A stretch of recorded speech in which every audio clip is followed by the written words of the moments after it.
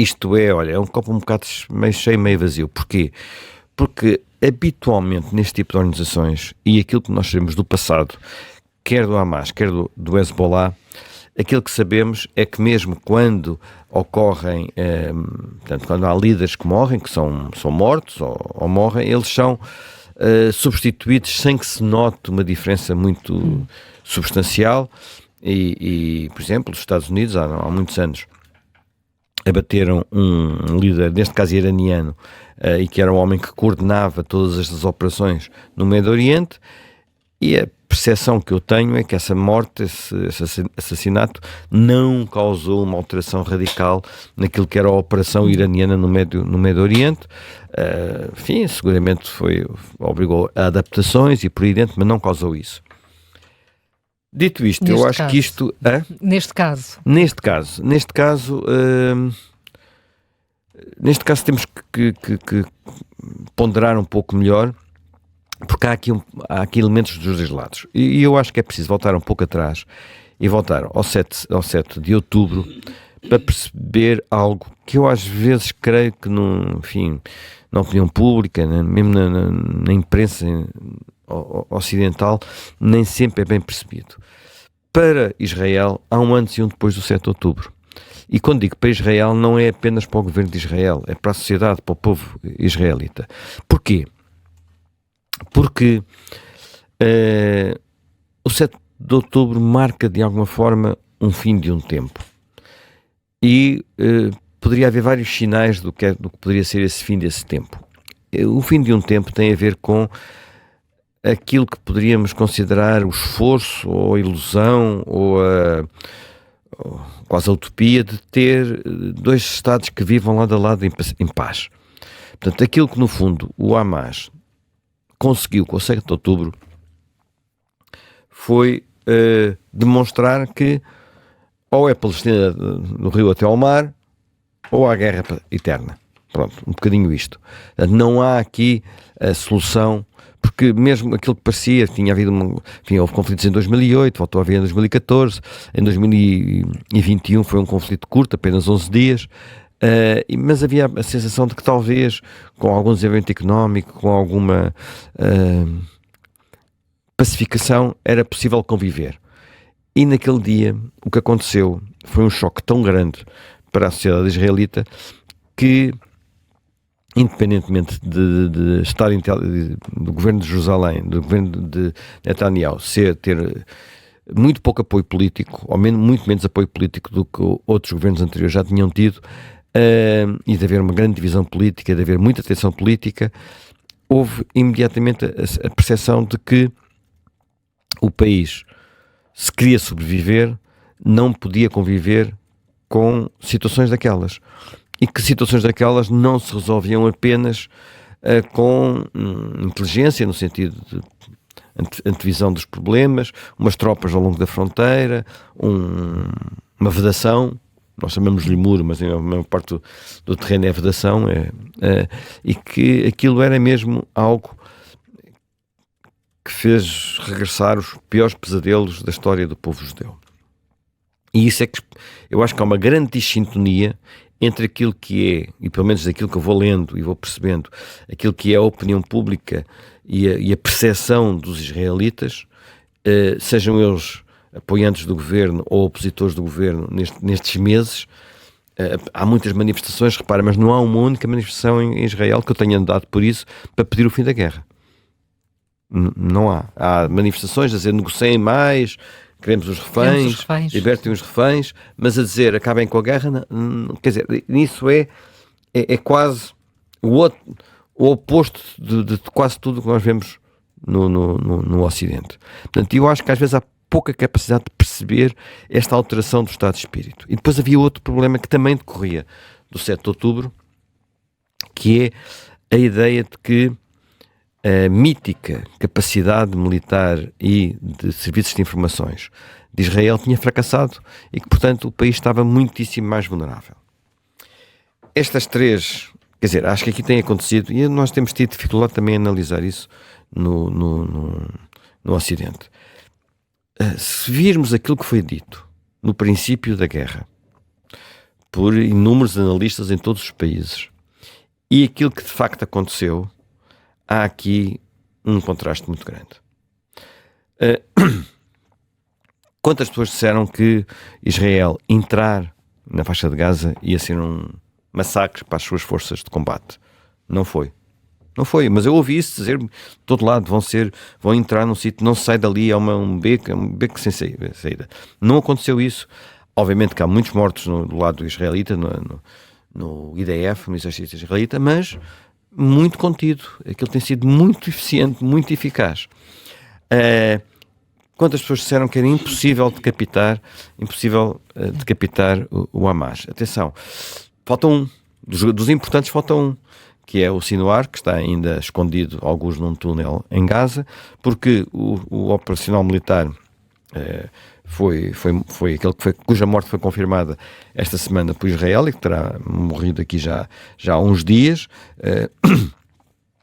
Os nomes deles são sempre difíceis de dizer. Estou a falar de Mohammad Daif e o chefe político, portanto, o Ismail Ismail Haniyeh. É uma operação daquelas que nos faz lembrar Entebbe. Quer dizer, Entebbe é diferente. Entebbe era um comando militar que foi lá. Entebbe foi com o resgate do avião que tinha sido desviado e que foi um comando militar israelita que foi até lá e conseguiu salvar as pessoas. Estamos a falar de uma operação quase inacreditável, até porque ao princípio dizia-se que era um míssil disparado de fora e tal. Como é que ele chegou lá? Não, foi uma coisa muito mais, eu diria, mais sofisticada, que foi uma bomba colocada no quarto onde o homem habitualmente dormia sempre que ia a Teherão. Portanto, olha, eu vou dizer uma coisa que é quase, não li em parte nenhuma, mas pensei. Quase que fica a pensar se a morte do anterior presidente do Irão, que foi naquela tempestade, lembras-te, não é? Portanto, toda a gente achou que era meramente um acidente, terá sido mesmo só um acidente, ou se não acabou por justificar uma eleição, uma tomada de posse e a ida do Hamas à armadilha de Teherão. Portanto, mas isso é completa fabulação, e se algum dia aconteceu, saberemos daqui por muitos anos. Portanto, é completa fabulação. Mas, portanto, há aqui uma operação que consegue várias coisas ao mesmo tempo, independentemente de liquidar uma figura muito importante da estrutura de liderança do Hamas. É uma falha de segurança absolutamente colossal no que respeita ao Irão, e para o orgulho dos líderes iranianos é uma facada no coração. Portanto, é uma coisa terrível. Finalmente, a figura, o Fuat Sukash, assim que se diz, que é o homem da Hezbollah, também um comandante, repara, não era uma figura menor. Este senhor estava na lista negra dos Estados Unidos há 40 anos. 40 anos. Desde o ataque à embaixada em Beirute, portanto, foi em 83, 41 anos, que os Estados Unidos, porque ele foi uma dos responsáveis por esse ataque, que os Estados Unidos tinham colocado este terrorista, não há outra forma de o designar, como sendo um dos seus, enfim, um dos mais procurados. E isto aconteceu. A história do Hezbollah e do ataque com o Hezbollah é muito significativa por várias razões. Nós não temos tido noção de que o norte de Israel foi evacuado. Portanto, há uma faixa no norte de Israel onde as pessoas que lá viviam, pacatíssimas, não podem viver porque já caíram lá 8.000 mísseis, acho eu, uma coisa assim do género, disparados pelo Hezbollah. Eu, por acaso, devo dizer-te que, por absoluta coincidência, encontrei no outro dia uma família israelita que está em Portugal e não pode voltar para casa. Estava cá quando a guerra começou. Portanto, é um casal com 2 filhos pequenos. Estava cá quando a guerra começou e depois, como viviam naquela zona de fronteira, andam por aí. Quer dizer, não sei até que ponto é que os apoios que o governo tem dado aos deslocados servem para eles. Eu não cheguei a perguntar esse detalhe, mas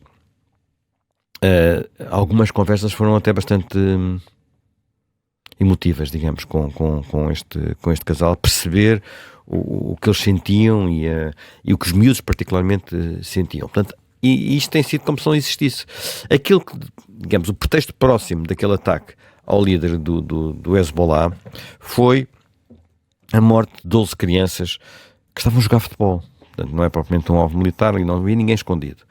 Às vezes ataca-se uma coisa, alguém que está num quarto, vai um míssil e mata pessoas nos quartos à volta. Não era isto.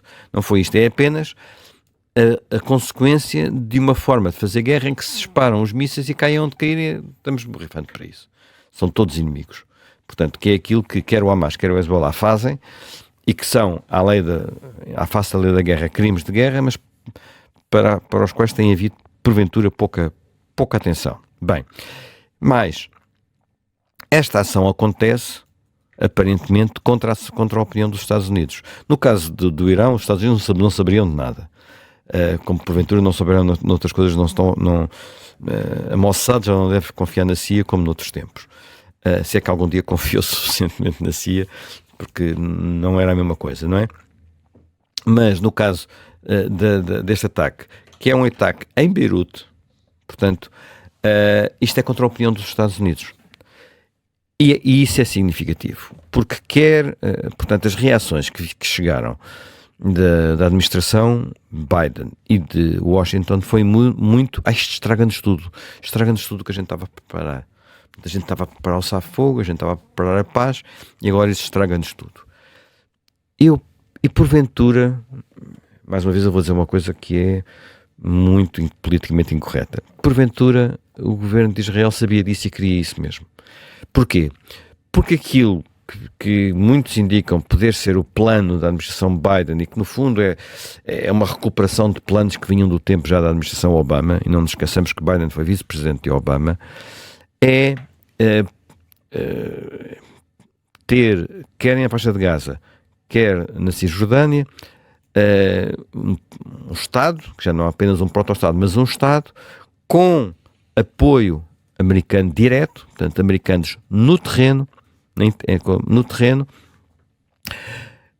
e sem excluir totalmente estas figuras políticas do Hamas que são apresentadas como sendo moderadas.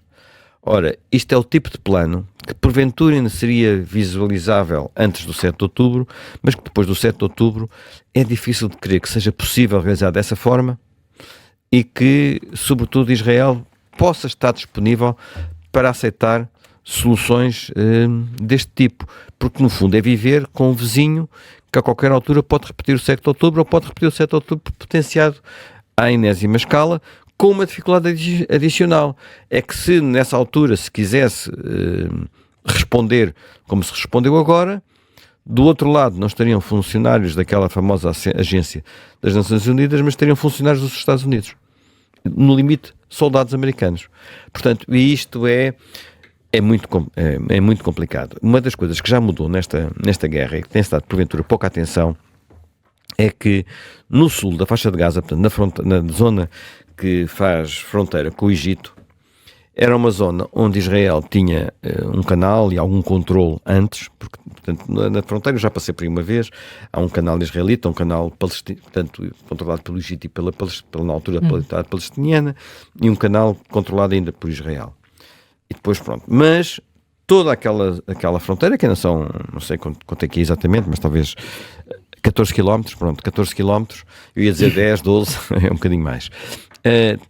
É uma zona que é um queijo suíço, cheio de túneis, por onde passam contrabando normal, portanto, produtos de contrabando normal, mas sobretudo as armas, e essas armas continuaram a passar durante o início deste conflito em Gaza.